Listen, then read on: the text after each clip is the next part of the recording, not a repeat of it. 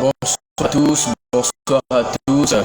Nous sommes à notre deuxième jour du séminaire mensuel intitulé Courir de manière à remporter le prix. Voilà, nous sommes sur la deuxième thématique qui est de comprendre comment, face aux obstacles de la course, comment surmonter les obstacles de la course. Voilà, donc vous êtes là, manifestez-vous, saluez-nous, écrivez un message. Nous allons démarrer dans quelques minutes. Avant, j'aimerais rendre grâce à Dieu. J'aimerais rendre grâce à Dieu pour ces moments, rendre grâce à Dieu pour ce temps de partage que nous avons, cette journée qu'il a faite. Donc, comme ça, j'aimerais nous inviter, pour ceux qui sont déjà connectés, à élever nos voix, à rendre grâce à notre Dieu, celui qui nous donne le souffle de vie, celui qui nous permet d'être là. Donc, prions. Dieu vivant d'Israël, nous te bénissons et nous te rendons grâce. Tu es notre Père, tu es notre Dieu. Tu es celui qui connaît nos vies, tu es celui qui nous a appelés, tu es celui qui nous a envoyés sur la terre. Et nous venons te bénir pour ta présence ce soir. Nous te rendons la gloire, nous te rendons l'honneur. Toi le Dieu de vie. Merci d'avoir permis que ces moments soient réels. Merci d'avoir permis que nous nous tenions ce soir ici pour poursuivre ce programme. Nous croyons que tu es présent dans ce programme et que tu veux parler à quelqu'un, tu veux encourager quelqu'un, tu veux fortifier quelqu'un, tu veux encourager, enflammer la vie de prière de quelqu'un. C'est pourquoi nous te bénissons, c'est pourquoi nous te rendons grâce. Et nous te prions encore une fois de prendre le contrôle. Ce soir, nous te remettons ces moments. Nous te prions de prendre le plein contrôle de tout ce qui se fera. Nous te prions de te manifester, Seigneur, par ta parole, de répandre, Seigneur, quelque chose de particulier sur nos vies et de permettre que nos cœurs soient attentifs à ce que tu veux nous dire. Merci d'être là. Merci de déployer tes anges. Merci de répandre une atmosphère particulière, de rendre un parfum à ce soir. Merci pour chaque personne qui regarde cette vidéo. Merci, Seigneur, de te saisir de sa vie, de te saisir de sa destinée, de changer le cours de son histoire, de changer le cours de sa destinée. Merci, parce que nous croyons que chaque personne qui se connecte à ce programme n'en sortira pas le même. Parce que la grâce que tu as pourvue, que tu as prévue pour ce programme, lui sera accordée. Oui, Père, nous le croyons et nous te bénissons, Père. Sois béni, sois élevé, que toute la gloire revienne au nom puissant de Jésus. Amen. Partagez le live pour ceux qui sont connectés.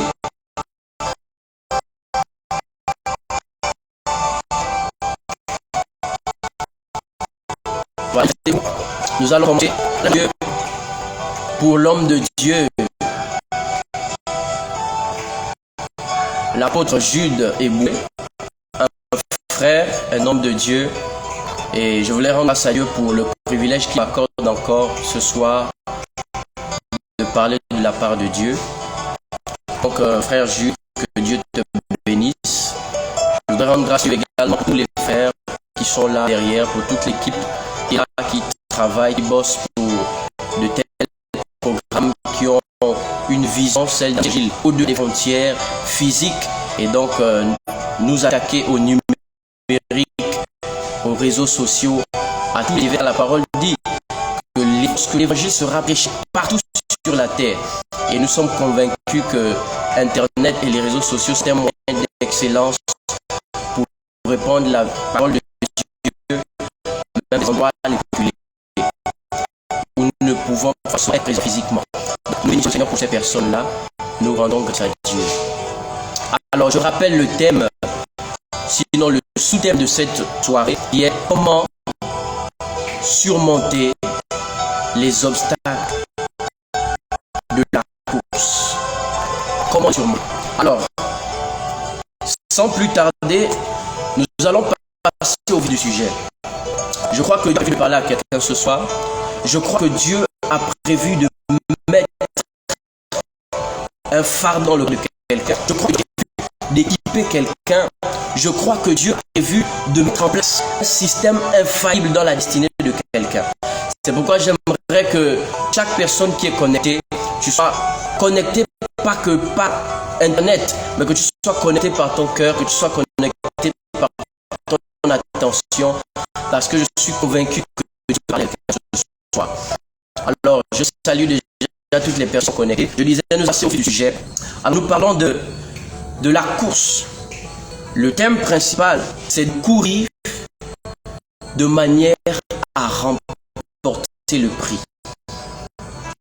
Courir de manière à remporter le prix. Alors, j'aimerais commencer de manière purement pédagogique, c'est-à-dire en donnant comme ça quelques définitions pour nous mettre dans le contexte même de ce que nous faisons. Alors, j'aimerais rappeler que de ce thème peuvent naître plusieurs autres sous-thèmes. Et que l'objectif ici, c'est de prendre l'une des questions existentialistes les plus en vue, les plus en vue, le blessé. Pourquoi l'homme est sur la terre? Qu'est-ce que l'homme est venu faire? De quelle course s'agit-il? De quel prix s'agit-il? Alors, j'aimerais nous inviter comme ça à dire quelques mots. Voilà. Nous allons finir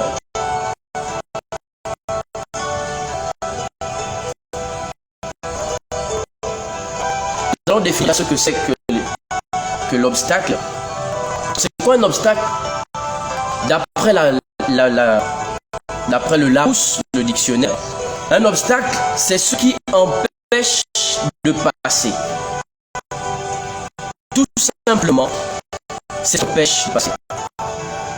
Alors, c'est également une sorte de barrière qu'on installe sur le parcours de certaines courses, telles que la course de haie.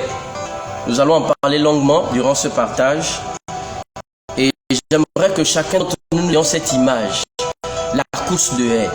C'est une course olympique qui est parfois par les paralympiques qui se fait sur une piste. Et sur la piste, on installe des obstacles que les coureurs doivent absolument franchir. Donc, nous ayons une image, c'est pour mieux comprendre où est-ce que nous allons. Alors, comme je disais, sinon, un obstacle, c'est ce qui empêche de passer. C'est également une sorte de barrière que l'on installe sur le parcours de certaines courses. Enfin, l'obstacle, c'est ce qui empêche qu'une personne n'arrive à son but. C'est ce qui empêche qu'une personne arrive à son but, ne parvienne à ses fins, ou que chose ne fasse, ne risque. Donc voilà, c'est cela l'obstacle. C'est quelque chose qui est là pour nous empêcher d'atteindre notre but, nous empêcher d'atteindre notre objectif. Alors, partons de là. J'aimerais également le but, le prix. De quel prix s'agit-il? Alors, il se trouve que Dieu a créé l'homme et l'a envoyé sur la terre. Donc, nous, hommes, autant que nous sommes autour de Dieu. Et Dieu nous a envoyés sur la terre pour accomplir une mission. Donc, pour un but, pour un prix que nous devons absolument gagner. Alors, en étant sur la terre, nous avons l'obligation de marcher, de travailler, de nous investir à l'accomplissement de ce but et donc à remporter le prix de la raison de notre existence. Donc chaque être humain n'existe pas de manière fortuite, mais chaque être humain a un objectif précis pour lequel Dieu l'a envoyé. Et nous allons découvrir progressivement ce but et cet objectif-là.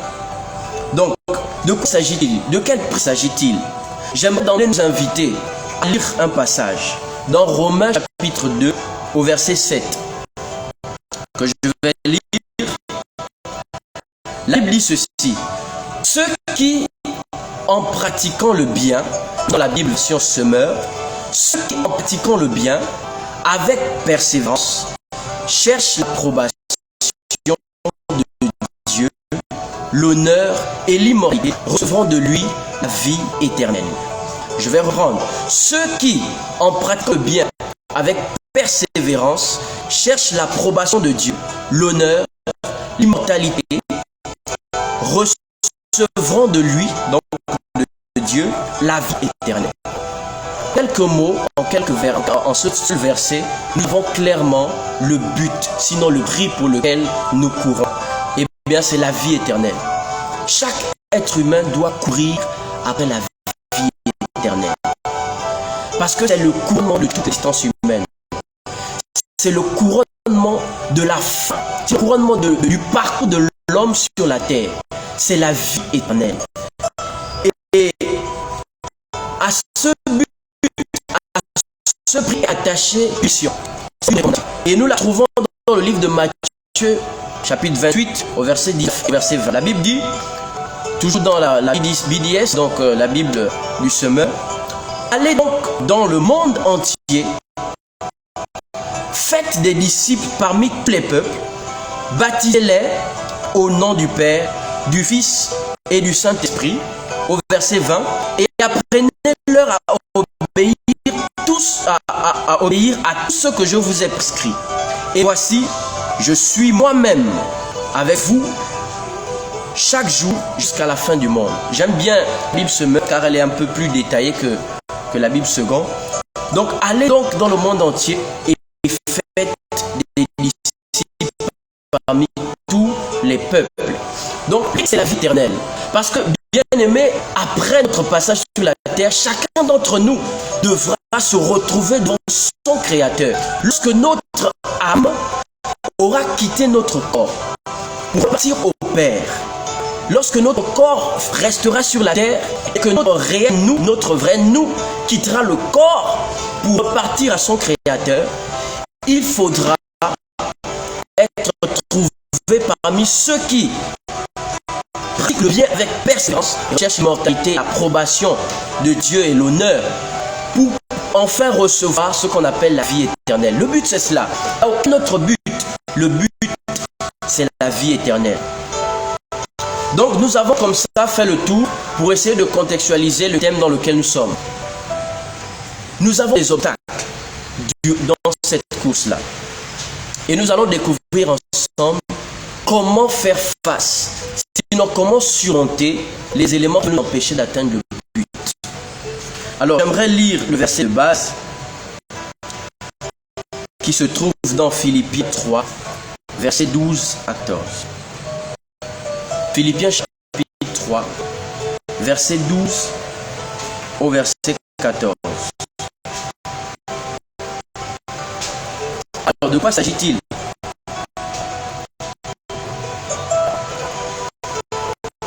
Il s'agit de la course et il s'agit de comment surmonter les obstacles. Parce qu'en réalité, chaque course a un obstacle. Mais la course de haie est particulière parce que l'obstacle est visible. L'obstacle est palpable. Et il faut absolument franchir cet obstacle pour atteindre l'objectif. Je lisais Philippiens 3, versets 12 à 14. Je lis. Ce n'est pas que j'ai remporté le prix. C'est l'apôtre Paul qui parle et il s'adresse aux Philippiens. Ce n'est pas que j'ai déjà remporté le prix ou que j'ai déjà atteint la perfection. Mais je cours pour tâcher de le saisir. Puisque moi aussi, j'ai été saisi par Jésus-Christ. Verset 13. Frère, je pense l'avoir saisi. Mais je fais une chose, oubliant ce qui est en arrière, me portant vers ce qui est en avant. Je cours vers le but pour remporter le prix de la vocation céleste de Dieu en Jésus-Christ. Donc voici, pour nous emmener clairement sur la pensée de la course. L'apôtre Paul dit aux Philippiens qu'il court. Il ne l'a pas encore atteint, mais il court vers ce but. Il court vers ce but. Et lorsque nous ramenons la course de haie, nous la comparons à notre vie. Nous sommes sur une piste de course. Et sur cette piste de course, il y a des obstacles qui se dressent devant nous. Chacun d'entre nous vit ces obstacles. Chacun d'entre nous ressent ces obstacles dans sa vie. Pour les chrétiens, c'est d'autant plus compliqué parce que l'opposition a comme doublé. Le chrétien est confronté à toutes les principautés, les dominations, les autorités, les noms qui sont dans ce monde. Et le chrétien est confronté à toute forme d'obstacle, qu'il soit physique et spirituel. Qu'il soit spirituel. Et donc, comment pouvoir surmonter les obstacles? Eh bien, à surmonter les obstacles, j'aimerais d'abord nous citer quelques obstacles phares, quelques obstacles principaux de la course dans la vie de l'homme. L'axe de la raison de notre existence. Les obstacles qui se dressent devant nous. J'en ai répertorié quelques-uns. Ce ne serait pas sur nous. J'aimerais citer comme ça quelques obstacles.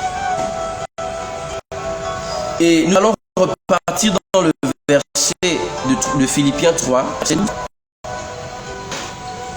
Ce n'est pas que j'ai déjà remporté le prix. Au verset 13, il dit, frère, je ne pense pas l'avoir saisi, mais je fais une chose, oubliant ce qui est en arrière et me portant vers ce qui est en avant.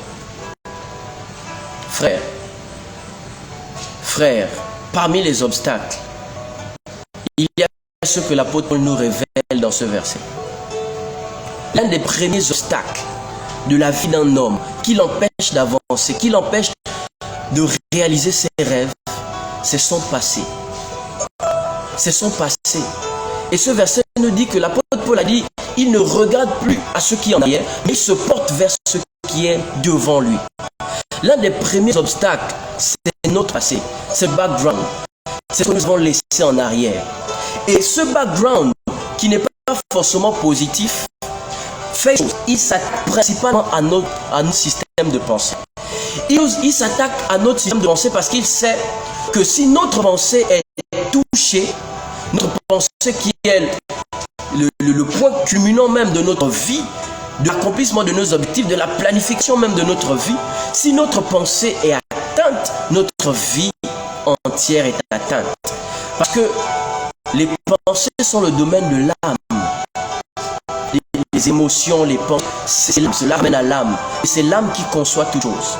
Donc notre passé a tendance à nous retenir. Notre passé a tendance à nous garder dans la stagnation.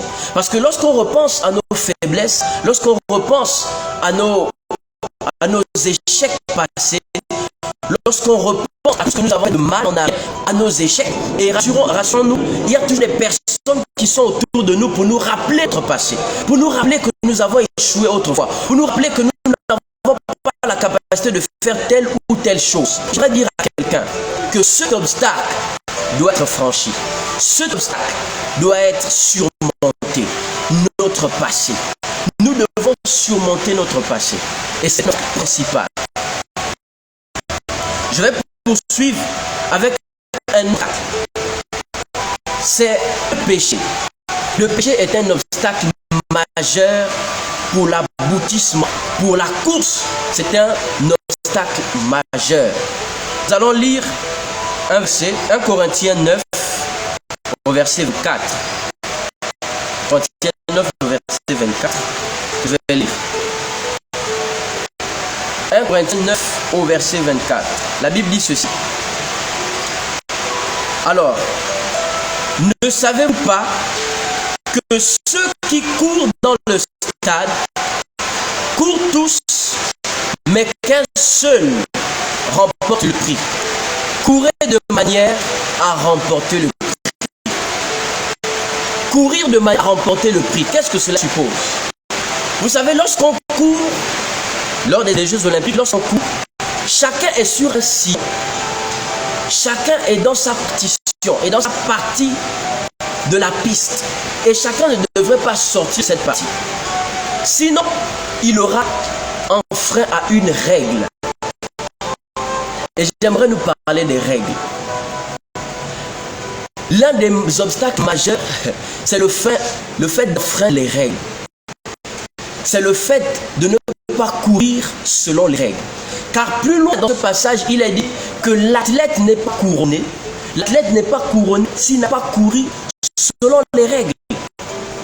Et donc, l'un des obstacles majeurs, c'est le fait de ne pas courir selon les règles. Chacun d'entre nous doit comprendre que nous ne pouvons réinventer la roue. C'est un mensonge que notre vie est absolument différente de celle de tous nos contemporains et différente de celle de tous ceux qui ont existé avant nous. C'est une erreur. Bien aimé, la Bible déclare dans Ecclésiaste qu'il n'y a rien de nouveau sous le soleil. Ce que nos pères ont vécu avant, nous sommes appelés à vivre cela. Donc il n'y a rien de nouveau. Les obstacles auxquels nous faisons face aujourd'hui sont les mêmes auxquels notre Seigneur Christ a fait face lorsqu'il était encore sur la terre. Sont les mêmes que ceux de nos pères, ceux auxquels ils ont fait obstacle, sont les mêmes que ceux des apôtres, des prédicateurs, même des prédicateurs de notre temps, du siècle dernier. Ce sont les mêmes obstacles, mais qui parfois changent de forme, qui se conforment également au temps actuel et au dispositif actuel. Donc vous voyez, nous ne pouvons réinventer la roue. C'est pourquoi nous ne pouvons pas changer les règles, parce que les règles ne peuvent changer. L'ennemi reste le même. Satan n'a pas changé. Satan a simplement changé ses stratégies pour vaincre l'homme. C'est pourquoi j'aimerais nous dire que le non-respect des règles, c'est-à-dire le fait de marcher dans le péché, est un obstacle majeur. Et si nous ne marchons pas, si nous marchons dans le péché, nous n'allons pas surmonter les obstacles. Vous savez, les règles de la course sont le premier obstacle. Parce que lorsqu'un coureur est sur la ligne de départ, s'il fait un faux pas, il a déjà tout faussé. Il est disqualifié avant même d'avoir compétit. C'est pourquoi j'aimerais dire à quelqu'un que l'un des obstacles, c'est le respect des règles. C'est le fait de marcher dans les règles de Dieu. C'est le fait de marcher loin du péché. Je suis comme ça en train de citer, mais je nous cite les principaux obstacles afin que nous comprenions comment les vaincre. Il faut bien connaître son ennemi pour savoir comment le vaincre. Il faut bien connaître les forces de notre ennemi pour savoir comment éviter ses pièges. Donc je nous ai parlé comme ça de deux grands obstacles. Notre background, notre passé, tout ce que nous avons fait le passé, notre histoire, nos liens, tout ce qui nous lie, notre identité, notre ethnie, notre pays, notre continent. Voici l'un des obstacles à notre destinée. Voici l'un des obstacles au prix. Je vais développer en quelques minutes après terminer. Donc je disais, l'un des premiers obstacles, c'est le fait de ne pas regarder derrière. Parce que voyez-vous, lorsque le coureur est sur la piste, est sur le point de départ, il passe son temps à regarder en arrière, il ne suivra pas le départ donné par l'arbitre. Il ne pourra pas suivre parce que son regard sera derrière. Alors que l'objectif, le prix, il est face à lui. J'aimerais comme ça encourager quelqu'un en lui disant de jamais, à moins que Dieu nous demande de faire une rétrospective de notre vie, regardant en arrière. Parce que le fait de regarder en arrière nous distrait. Le regard en arrière nous empêche d'être dans le temps, nous empêche d'être connectés à ce que Dieu veut faire, nous empêche de comprendre et de voir où est-ce que nous allons. Bien aimé, le passé n'a plus rien à voir avec l'avenir. Vous savez, ce qui nous attend est devant. Peu importe ce que nous avons pu commettre, peu importe ce qu'a été nos vies, peu importe ce qu'a été notre passé, nous n'avons plus à nous conformer, sinon à nous attarder sur le passé. Nous devons nous tenir devant, nous tenir et regarder devant nous. Bien aimé, quelqu'un dit souvent, l'avenir est devant, le bonheur est devant. Dieu nous attend devant. C'est pourquoi j'aimerais encourager quelqu'un en lui disant, regarde devant toi. N'écoute pas ce que les gens te disent. N'écoute pas ce que tes parents te disent. Parce qu'ils se disent, bon, nous le connaissons. On a dit à Jésus, n'est-ce pas le fils du charpentier? N'est-ce pas le fils de Jésus que nous avons vu grandir au milieu de nous? N'est-ce pas celui qui courait avec les autres enfants? Et aujourd'hui, il se proclame fils de Dieu. J'aimerais te dire que tu es le fils de Dieu et que Dieu te fait confiance. Dieu attache une grande importance à ta vie. Dieu attache une grande importance à ta destinée. C'est pourquoi tu ne devrais plus regarder à tes faiblesses du passé. C'est pourquoi tu ne devrais plus regarder ce que tu as fait dans le passé ou à tes manquements du passé. J'aimerais te dire que la saison dans laquelle tu es une saison du devant, est une saison de l'avant, est une saison du présent et de l'avenir. Le passé n'a plus quoi que ce soit à avoir avec nous. Nous sommes des personnes du devant. Alors j'aimerais t'encourager en te disant que comment vaincre, sinon surmonter le passé. Quand tu as dit, je ne regarde plus au passé, je regarde à ce qui est devant moi. Et pour regarder à ce qui est devant toi, il faut être optimiste. Il faut croire en toi. Il faut croire en tout ce que Dieu te dit. Tout ce que Dieu a dit sur ta vie, tu dois y croire. Tout ce que Dieu a dit sur ta destinée, tu dois y croire. Tout ce que Dieu a écrit dans sa parole, tu dois y croire. Ne crois pas que cela est réservé à David, que ce n'est que le récit de l'histoire de Daniel, que ce n'est que le récit de l'histoire de Joseph. Mais il s'agit de nos vies aimées. Il s'agit de notre destinée. Je dis tout à l'heure, nous ne pouvons pas réinventer la roue. C'est pourquoi j'aimerais dire à quelqu'un que tout ce qui est écrit dans la Bible nous concerne. Tout ce qui est écrit dans la parole de Dieu nous concerne. Et cela incombe, cela est attaché à notre existence. Cela est attaché à notre destinée. Et cela implique un travail venant de nous. C'est pourquoi j'aimerais t'encourager en te disant que la parole de Dieu te parle à toi. La parole de Dieu ne parle pas à quelqu'un d'autre, elle te parle à toi. Lorsqu'avant que tu n'aies été formé dans le ventre de ta mère, je te connaissais. Eh bien, il s'agit de toi. Jeune, il s'agit de toi. Jeune Gabonais, il s'agit de toi. Ne regarde pas à ton passé, regarde à ce que Dieu dit. Les futurs hommes d'État, hommes d'affaires de ce pays, les futurs prophètes des nations, les futurs apôtres, les futurs docteurs, évangélistes, eh bien c'est nous, bien-aimés. C'est toi et moi. C'est pourquoi nous ne devons pas nous négliger. Bien-aimé, peu importe ce que tu fais dans ton église, peu importe l'activité que tu fais dans ta société, ne te néglige pas. Ce que tu fais, Dieu y accorde une grande importance. Dieu y accorde de la valeur. C'est pourquoi tu ne dois pas négliger ce que tu fais. C'est pas te prendre au sérieux. Il est temps que tu te prennes un peu plus au sérieux. Il est temps que tu prennes soin de ta garde-robe. Il est temps que tu prennes tes chaussures, que tu les nettoies. Il est temps que tu t'achètes une montre. Il est temps que tu t'achètes un bijou. Il est temps que tu t'achètes une veste. Il est temps que tu te prennes une robe. Il est temps que tu apprennes à prendre soin de toi.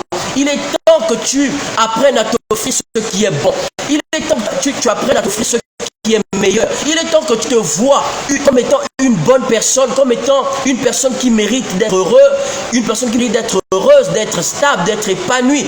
Il est temps que tu saches que ce que les gens mettent sur leur statut n'est qu'une vie virtuelle. Et tu n'es pas obligé d'être complexé par cela.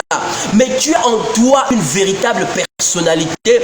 C'est cette personnalité que tu dois mettre en exergue. C'est cette personnalité que tu dois mettre devant toi. Tu dois t'exprimer. Quelqu'un dit souvent, vous allez me voir en fait. Et oui, on doit te voir. Parce que la création entière attend avec un ardent désir la révélation des fils de Dieu. Ne regarde pas à 2021.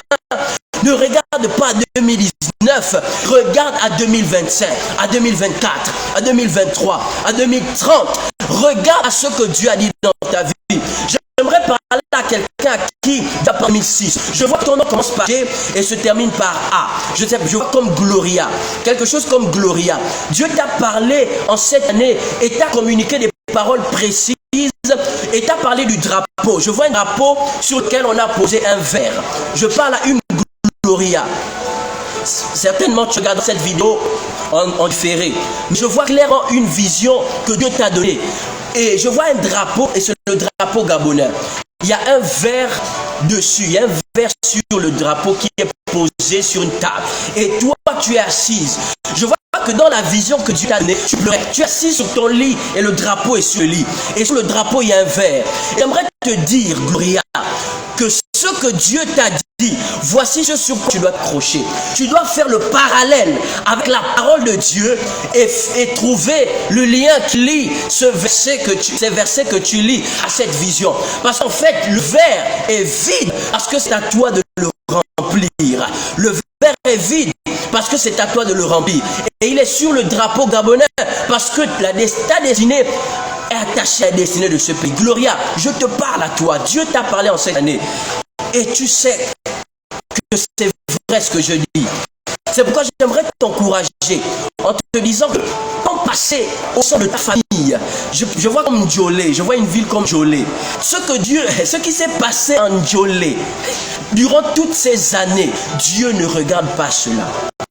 Dieu regarde à ce qu'il te dit, à ce qu'il t'a dit. Dieu regarde au drapeau et au vert. Pourquoi tu pleurais? Parce que c'est un fardeau que Dieu te donne. C'est un fardeau que Dieu donne. J'aimerais dire à quelqu'un que tu dois t'affirmer cette année. Les choses que tu n'arrivais pas à faire, les choses que tu ne réservais qu'aux autres, j'aimerais te dire que c'est ta saison d'expérimenter les exploits. J'aimerais te dire que les sommes que tu n'as jamais touchées, tu vas les toucher. C'est le temps pour toi de toucher ces sommes-là. Je parle de millions, je parle de milliards. On entendra parler des jeunes Gabonais milliardaires, on entendra parler des jeunes entrepreneurs Gabonais milliardaires, des jeunes prophètes qui ont des jets privés au Gabon, des personnes tirant de leur pays pour venir au Gabon. Eh bien, ce sera par toi. Je vais te dire que les likes que tu fais sur Facebook, YouTube, Instagram, sur TikTok, ne néglige pas ces lives-là.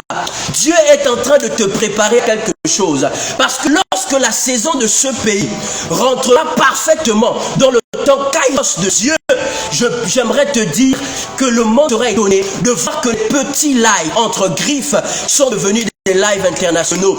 J'aimerais te dire que tu seras suivi par 4 millions de personnes en Asie. Tu seras suivi par 2 millions de personnes dans l'Union européenne. Tu seras suivi par 5 millions de personnes dans le continent océanique en Australie. J'aimerais te dire qu'il s'agit de toi, bien-aimé. Ne te néglige pas. Si tu as un atelier, tu fais de la couture, tu fais des chaussures, tu vends des chaussures, tu vends des vêtements. J'aimerais te dire que ne néglige pas. Tu es certainement étonné que je parle des choses du monde séculier et que je ne parle pas forcément des choses du monde spirituel. J'aimerais te dire ceci, bien-aimé.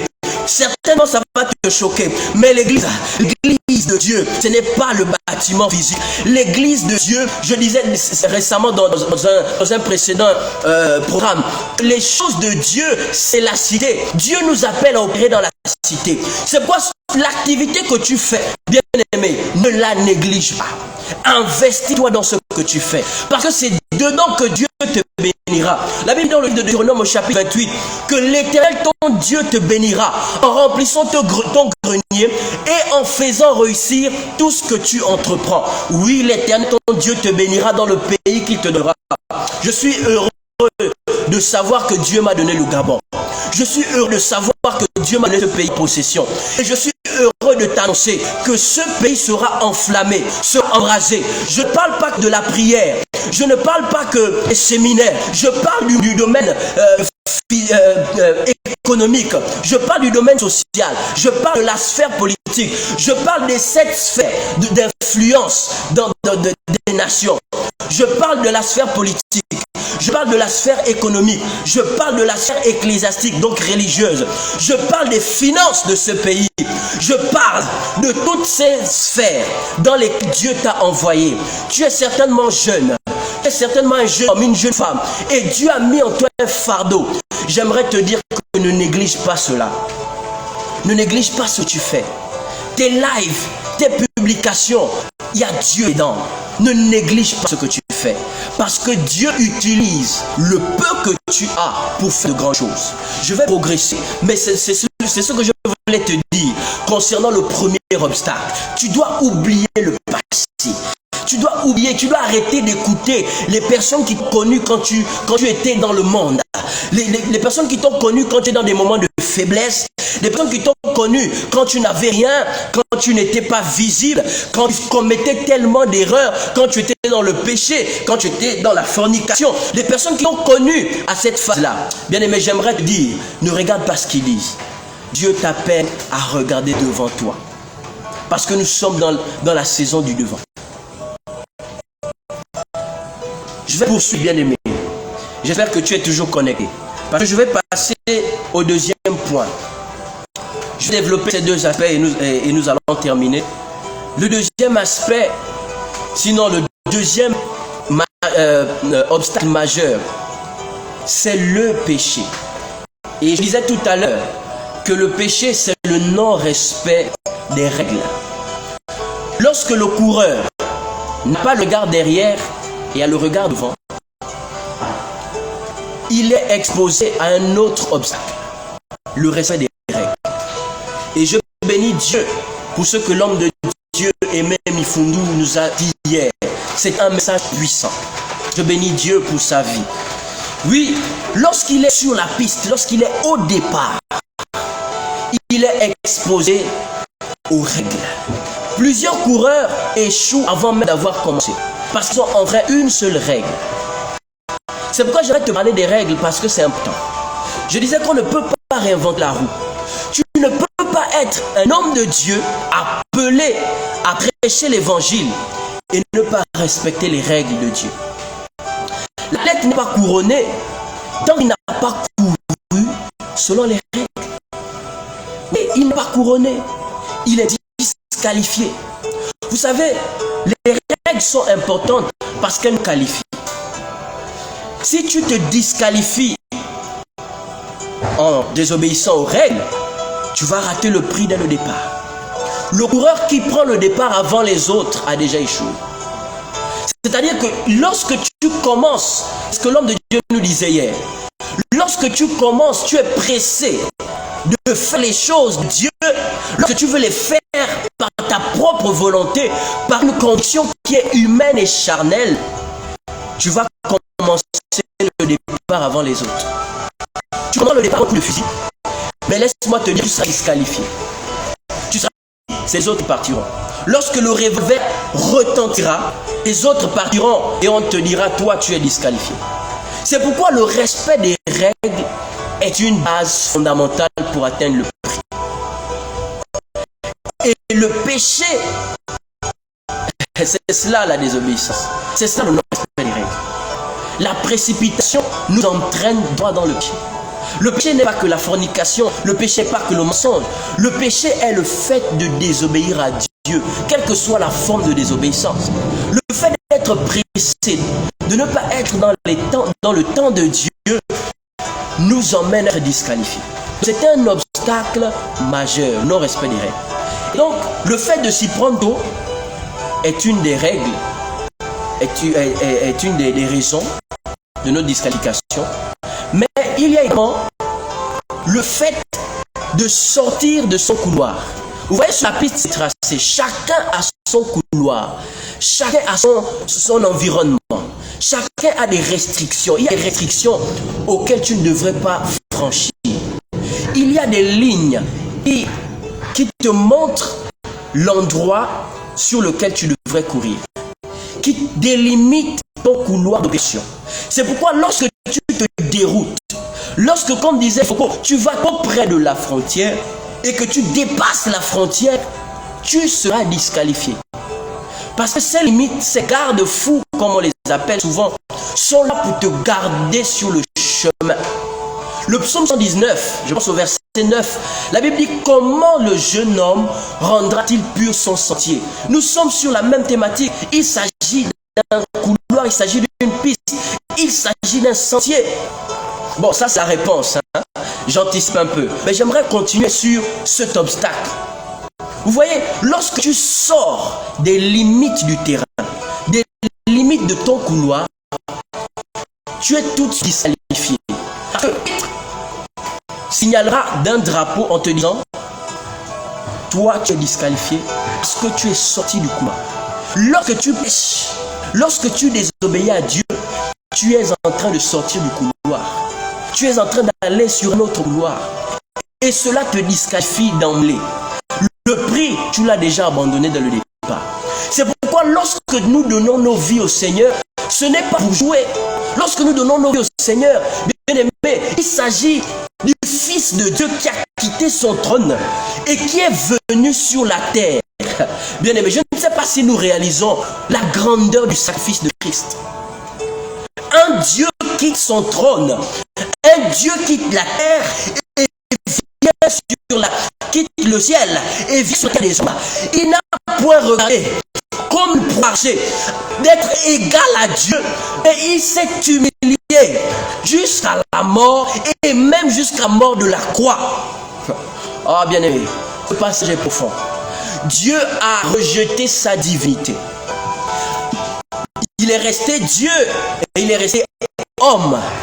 Mais il a rejeté les avantages de sa divinité. Il a refusé d'appliquer les avantages de sa divinité sur la terre. Pourquoi? Parce qu'il a dit au Père, j'aimerais comprendre pourquoi mes frères sur la terre n'y arrivent pas. J'aimerais rentrer dans leur peau, j'aimerais rentrer dans leur chair. C'est pourquoi j'aimerais que tu ôtes. C'est pourquoi à la croix, il a dit, Père, pourquoi tu as mis? Il fallait qu'au lieu de Gethsémane, il ressente la douleur. Il ressente au point de dire, ah, s'il était possible que cette coupe s'éloigne de moi. Imaginez le degré de souffrance. Imaginez le degré d'amertume. Imaginez le degré de douleur que notre Seigneur a enduré pour nous, pour toi, pour moi, pour les nations de la terre. Bien-aimés, nous sommes chrétiens, pas pour la guerre. Nous sommes chrétiens pour remporter le prix et pour accomplir la mission qui a été au prix, c'est-à-dire de faire de toutes les nations des disciples. Bien-aimés, nous ne sommes pas là pour blaguer. Nous sommes sur la terre pour accomplir la volonté céleste de notre Dieu. Nous sommes là pour remporter le prix de la vocation céleste. Vous savez, j'aime bien ce thème. Parce que ce thème regroupe deux choses. Ce thème regroupe la fin et l'ordre de mission. Ce thème regroupe le but et l'ordre de mission du but.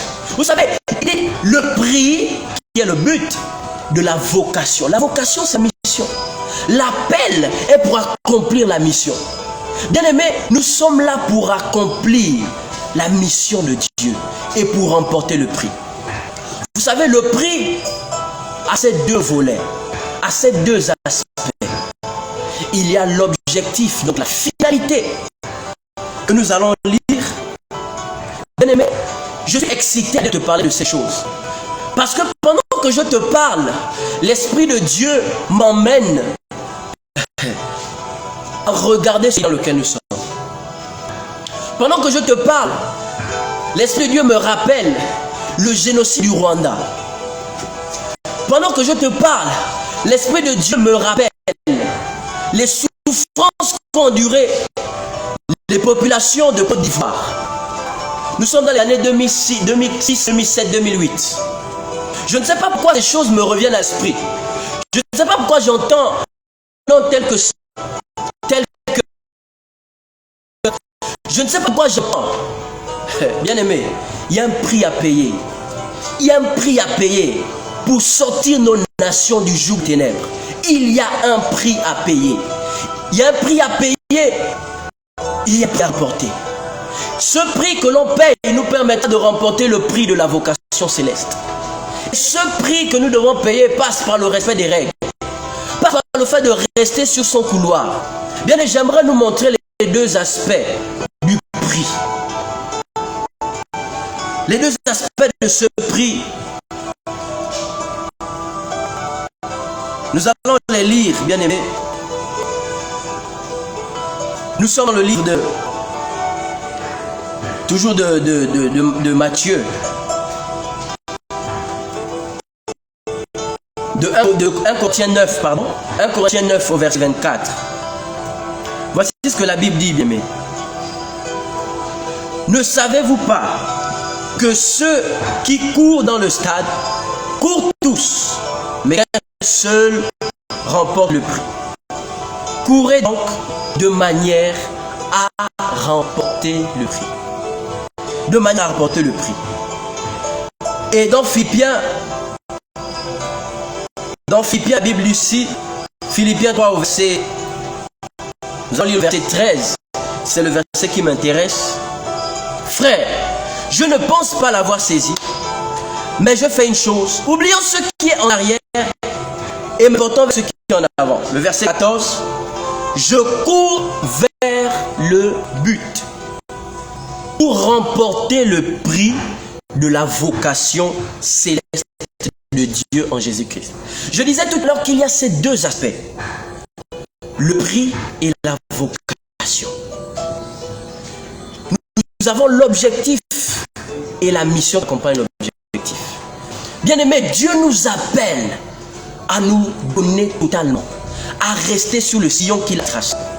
Je suis en train d'atterrir, bien-aimé, et j'aimerais te laisser sur cette interpellation.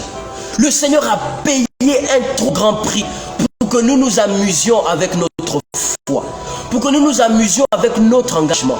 Tu sais, je te parle même à toi qui n'es pas un homme d'église. Dieu t'appelle. Si des fois tu te retrouves dans des situations au point d'anticiper sur les actions qui... Tu te dis, oh, j'ai l'impression d'avoir vécu cela. Mais j'aimerais te dire que tu es dans le passé prophétique.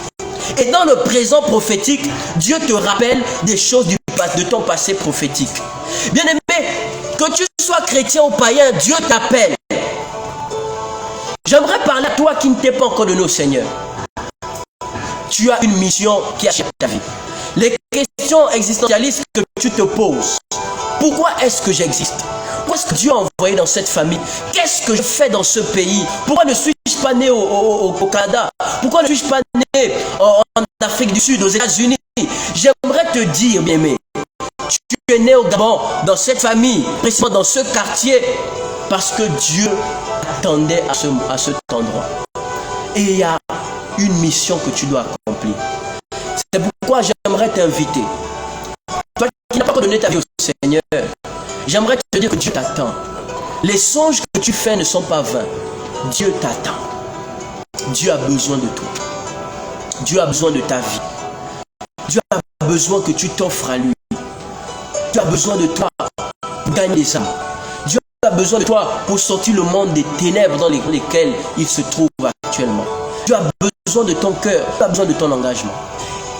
C'est pourquoi j'aimerais également inviter et encourager nos frères chrétiens en nous disant que nous n'avons plus droit à l'erreur. Nous devons foncer.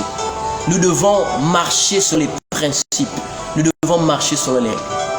Et pour finir, ce sera simple.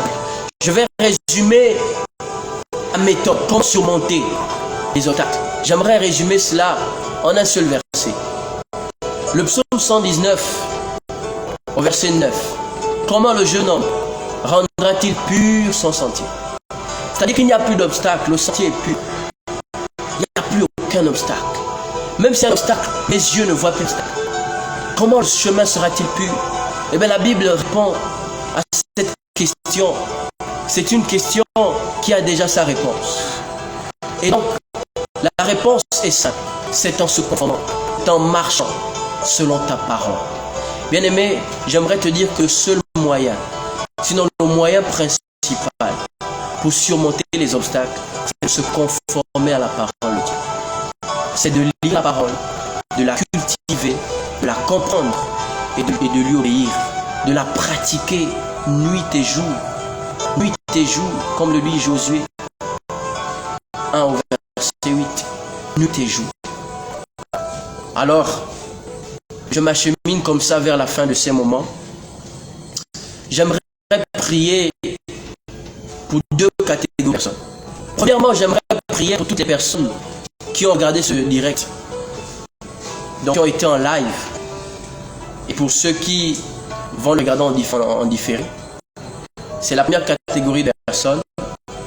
J'aimerais également prier pour toutes les personnes qui ont été interpellées et qui sentent un appel en elles, qui sentent que Dieu les appelle à accomplir quelque chose, mais qui parfois n'ont pas l'audace de commencer. Ce sera la deuxième catégorie de personnes.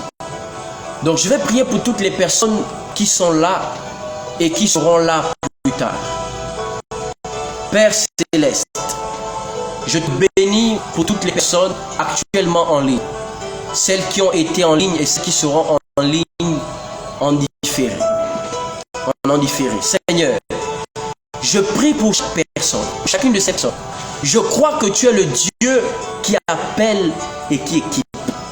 Je te prie de bénir chacune de ces personnes.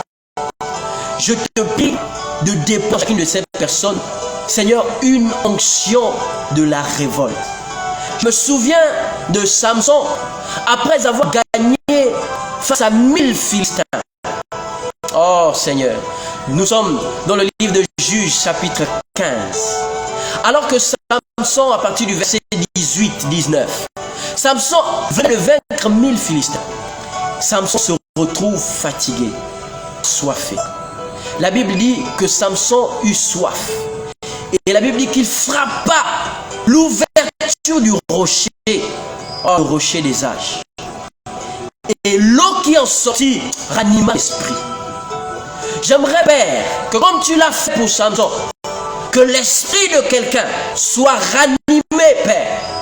Que le feu de l'évangile, la soif de Dieu, soit attisé dans la vie de quelqu'un. Dans la vie de toutes ces personnes. Qu'un feu qui consume les ténèbres et qui embrase les vies soit suscité, Père. Que la prise d'initiative, l'audace, l'autonomie, Seigneur, soit le partage de chacune d'entre elles. J'aimerais prier pour leurs activités. J'aimerais prier pour leurs finances. J'aimerais prier pour leurs projets.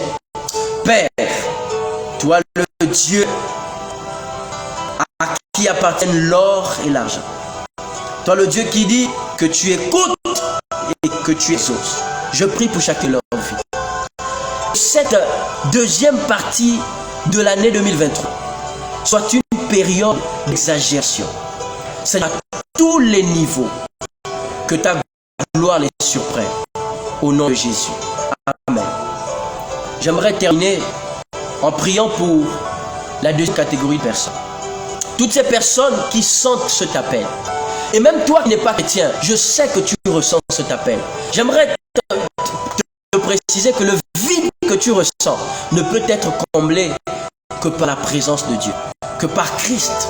La Bible dit Christ en nous, l'espérance et la gloire. J'aimerais prier pour elle.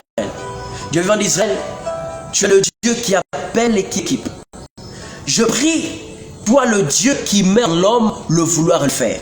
C'est toi également qui donne les moyens de le faire. Je te prie de parler à leur cœur et de pousser à la prise d'initiative. Je te prie de convaincre, car c'est toi qui sondes les cœurs et les reins, toi qui convaincs nos cœurs de péché, de justice et de jugement. Je te prie de toucher une âme, de toucher une vie. Merci Dieu vivant d'Israël de faire ces choses par ton esprit. Au nom de Jésus. Amen. J'aimerais prier pour la fin de ce mois. Je suis heureux, bien-aimé, parce que je sais que Dieu m'a sur toi et parce que je sais que Dieu t'a parlé. Alors j'aimerais simplement lever ma voix et bénir le Seigneur pour ces moments. Merci Seigneur. Merci pour ta présence. Merci d'être là. Merci de prendre le contrôle de toutes choses. Oui, Dieu vivant d'Israël. Merci d'être là. Nous te bénissons pour ta présence. Merci pour chaque personne. Merci pour la suite. Parce que nous savons que ce n'est que le processus qui est enclenché. Mais nous savons que tu vas parler davantage à un homme, à un jeune, à une femme. Merci pour ce moment. Merci de bénir encore, Seigneur, chaque personne qui prendra part, Seigneur, à ce séminaire. J'aimerais finir en nous rappelant que le séminaire se poursuit demain. Nous aurons un éminent homme de Dieu qui va encore nous enseigner et il va jusqu'à vendredi. Donc, soyez bénis. Merci pour toutes les personnes participées. Que Dieu vous bénisse. Gloire soit rendue à Dieu. Au nom puissant de Jésus.